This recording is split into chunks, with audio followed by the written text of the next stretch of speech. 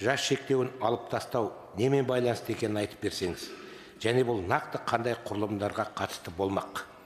Рахмет. Рахмет сұрағыңызға, Ержумұрат Сейітқазыұлы. Өте өзекті сұрақ.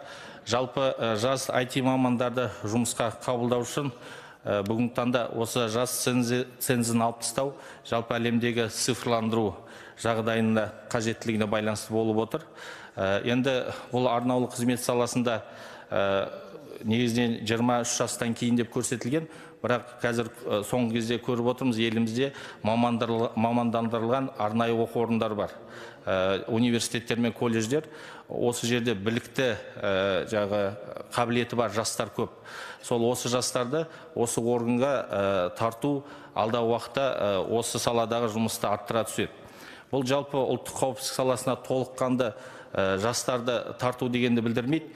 Бұл жедел бөлімі, соның ішінде мына кибер қауіпсіздікпен күресетін цифрландыру бөлімі немесе IT саласына қатысты бөлімдерге ғана қатысты.